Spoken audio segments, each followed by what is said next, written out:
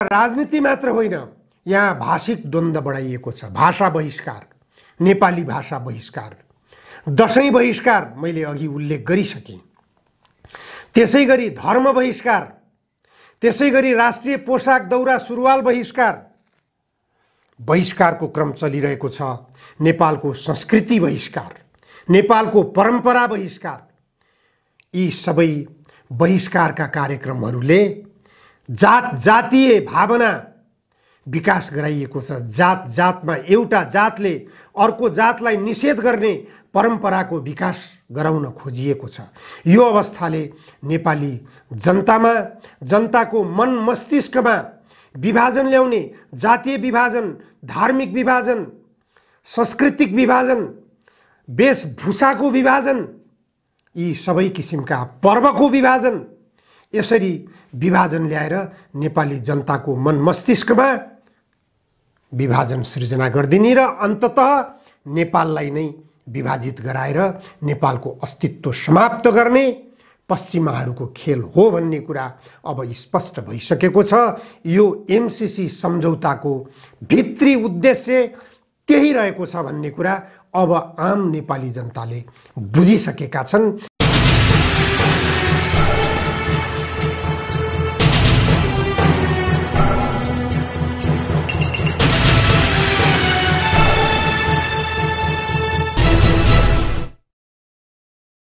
आजको जनचासोको 143 श्रृङ्खलामा जनधारणा खबरमा यहाँहरूलाई स्वागत छ। दशैं पर्व आज टीका लगाउने कार्यक्रमका साथ सुरु भएको छ। 4 दिनसम्म लगातार टीका लगाउने क्रम चलिरहनेछ। आफ्ना मान्यजनहरू कहाँ पुग्ने र टीका लगाउने यो मान्यता धार्मिक आस्थासँग पनि जोडिएको छ भने यो पारिवारिक मेलमिलापको पर्वको रूपमा पनि यसलाई लिने गरिएको छ। नयाँ अर्थमा लिने गर्दाखेरि यसलाई राजनीतिक आन्दोलनमा पनि लिने अवस्था सृजना भइरहेको छ। दशैं पर्व मनाउनेहरूको एकातिर धुमधाम छ भने दशैं बहिष्कार आन्दोलनलाई पनि एउटा पर्वको रूपमा केही समूहले यसलाई लिन थालेका छन्। आजैको दिन यसलाई दशैं बहिष्कार पर्वको रूपमा मनाउन पनि थालिएका छन्। खास गरेर किराँतहरूबाट यो सुरु भएको छ। किराँतहरूमा पनि दशैं पर्व मनाउने गरिएको छ। गैर हिन्दूहरूले पनि दशैं पर्वलाई मनाउने गर्दै आएका छन्। तथापि केही समूहहरूमा केही व्यक्तिहरू, खास गरेर ती व्यक्तिहरूको अगुवाईमा केही समूह खडा गरेर ती समूहबाट दशैं पर्व बहिष्कार आन्दोलन पनि सुरु गरिएको छ। यसलाई धार्मिक नभएर यसलाई राजनीतिक आन्दोलनको रूपमा अर्थ्याउन सकिन्छ। यससँग धर्म कतैबाट पनि जोडिएको छ भन्न मिल्दैन। तथापि दशैं बहिष्कार आन्दोलनसँग जोडिएकाहरू क्रिश्चियन धर्मतर्फ आकर्षित भएका व्यक्तिहरू देखिएका छन्। अमेरिकाले एमसीसी सम्झौता नेपालमा जबरजस्ती लदाउन खोजिरहेको छ। अमेरिकाले नेपालमा क्रिश्चियन धर्मलाई व्यापक बनाउन प्रयास गरिरहेको छ। नेपालमा धर्म परिवर्तनका निम्ति निकै प्रयासहरू भइरहेका छन्। नेपालका खास गरेर हिमाली जिल्लाहरूमा धर्म परिवर्तनको लहर नै चलाइएको छ। हिन्दू धर्मबाट क्रिश्चियन धर्ममा जानेहरूलाई आर्थिक प्रलोभन दिने काम गरिएको छ। हिमाली जिल्लाका घरहरूमा क्रिश्चियन धर्म मान्ने सङ्केत गर्ने किसिमबाट क्रस चिन्हका झन्डाहरू प्रशस्त देखिने गरेका छन्। यो अवस्थाले उत्तरतिरको चीनसँग सीमा जोडिएका नेपाली भूभागमा क्रिश्चियन धर्मको प्रचार व्यापक रूपमा भइरहेको छ। यसले गर्दा हिमाली क्षेत्रमा दशैं पर्व बहिष्कारको आन्दोलनको रूपमा जाने सम्भावना बढेर गएको छ। यदि एमसीसी सम्झौता पारित भयो र नेपालमा अमेरिकी मिसन सफलताका साथ आउन सक्यो भने नेपाललाई अमेरिकाको उपनिवेश बनाइने मात्र होइन, एमसीसी सम्झौता पास भइसकेपछि दशैं पर्व मनाउनेहरूको सङ्ख्या पनि निकै कम भएर जानेछ। यो दशैं पर्व मनाउनेहरूलाई पनि यहाँ अल्पमतमा पार्ने प्रयास भइरहेको छ। दशैं पर्व नेपालीहरूको विशेष महत्त्वको पर्व हो। एमसीसी सम्झौता भारत र अमेरिकाको स्वार्थ मात्र जोडिएको देखिन्छ, तर यसमा यो एमसीसी सम्झौतामा आम रूपमा क्रिश्चियन धर्मावलम्बीहरूको पनि स्वार्थ जोडिएको छ। कुनै पनि क्रिश्चियन धर्म मान्नेहरूले एमसीसी सम्झौताको विरोध गरेको पाइएको छैन। यो स्पष्ट रूपमा देख्न सकिन्छ। यो कारण के हो त भन्ने कुरा छर्लङ्ग छ।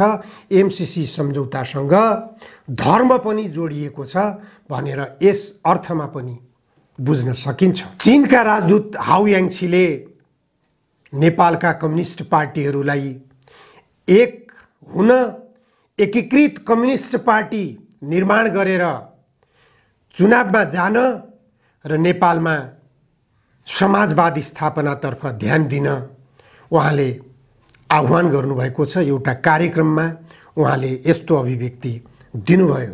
चीनको नेपालमा धार्मिक हस्तक्षेप छैन, उनीहरूको नियत त्यस्तो देखिँदैन।